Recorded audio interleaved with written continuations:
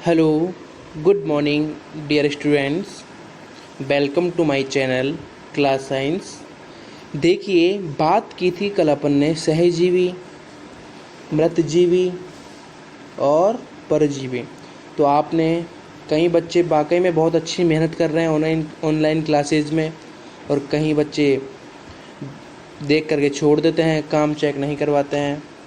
और कई बच्चे वाकई में बहुत ही अच्छा प्रयास कर रहे हैं ऑनलाइन क्लासेज में। तो उन्हीं के लिए ही ऑनलाइन क्लासेस पढ़ाई जा रही हैं। तो देखिए, आज बात कर रहे हैं अपन मृदा में पोषकों की पुनः पूर्ति किस प्रकार होती है। तो अब बात कर लेते हैं मृदा। तो देखिए, मृदा के अध्ययन को पेडोलॉजी बोलते हैं। पेडोलॉजी पेडोलॉजी पेडोलॉजी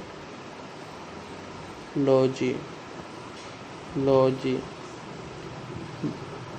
मृदा के अध्ययन को क्या बोलते हैं? पेडोलॉजी। ठीक है बच्चों, याद रखना। आगे देखो भाई मृदा में खनिज पोषक तत्व अवशोषित होते हैं, पादप मृदा के द्वारा होते हैं। अतः मृदा में इनकी मात्रा लगातार कम होती है। उर्वरक एवं खाद में नाइट्रोजन, पोटेशियम, फास्फोरस जैसे पोषक तत्व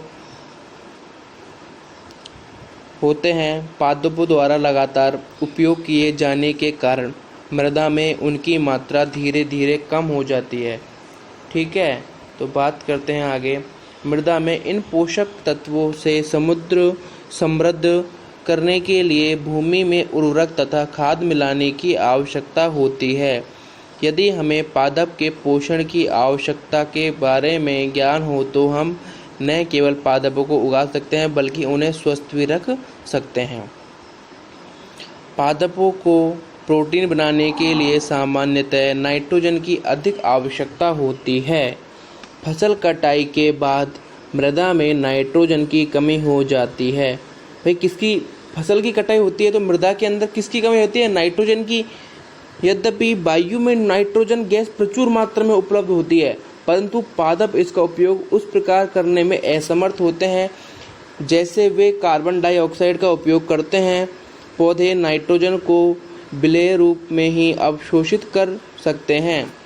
कुछ जीवाणु जो राइजोबियम कहलाते हैं वायुमंडलीय नाइट्रोजन को विलेय पदार्थों में परिवर्तित कर देते हैं, परंतु राइजोबियम क्या होता है? एक जीवाणु होता है, अपना भोजन स्वयं नहीं बना सकता।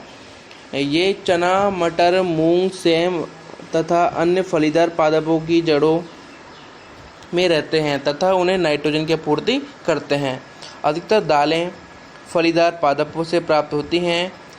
इसके बदले पादप राइजोबियम जीवाणु को आवास एवं खाद्य प्रदान करते हैं, अतः उनमें सहजीवी संबंध होता है।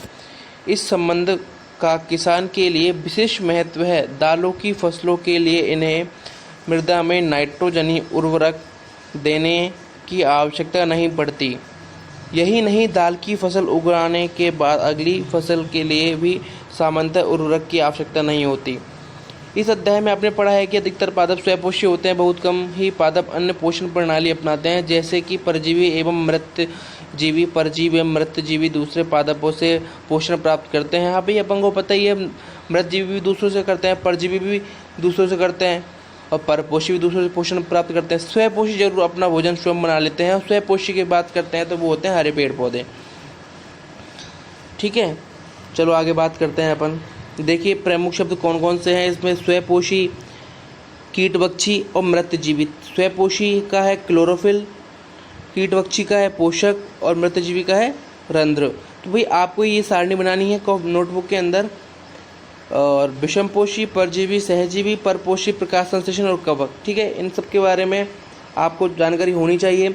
देखिए, इस पाठ में आपने क्या सीखा, पढ़ते हैं एक बार इस पाठ का पूरा सारांश क्या है। सभी जीवों को खाद्य की आवश्यकता होती है, जिसका उपयोग वे अपनी वृद्धि एवं शरीर के रखरखाव के लिए एवं आवश्यक ऊर्जा की प्राप्ति के लिए करते हैं। जिस प्रकार मनुष्य भोजन किसके लिए करता है? ऊर्जा के लिए। किसके लिए करता है? कि मनुष्य को भोजन से ऊर्जा प्रदान होती है, वह क्या कर सकता है? कार्य कर सकता है। उसी प्रकार जो पेड़ पौधे होते हैं उनकी भी वृद्धि के लिए, रखरखाव के लिए भी और ऊर्जा के लिए भी क्या आवश्यक होती है? खाद्य पदार्थों की। हरे पादप प्रकाश संश्लेषण प्रक्रम के द्वारा खाद्य एवं संश्लेषित होते हैं।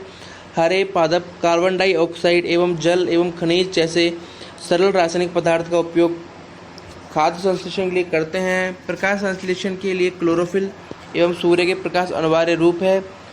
कार्बोहाइड्रेट जैसे जटिल रासायनिक पदार्थ प्रकाश संश्लेषण के उत्पाद हैं। प्रकाश संश्लेषण के प्रक्रम में क्लोरोफिल की सहायता से पत्तियों द्वारा सौर ऊर्जा का संचय किया जाता है।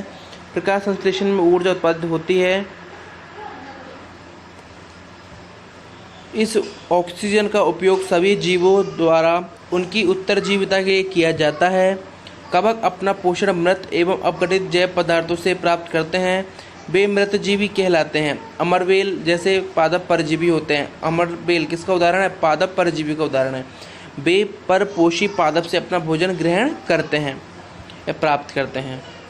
कुछ पादप एवं अन्य सभी जीव अपने पोषण हेतु दूसरे जीवों पर निर्भर होते हैं, अतः विषमपोषी कहलाते हैं। हाँ, तो देखिए बच्चों, आपका पहला यूनिट या पहला चैप्टर पूरा कंप्लीट हो चुका है।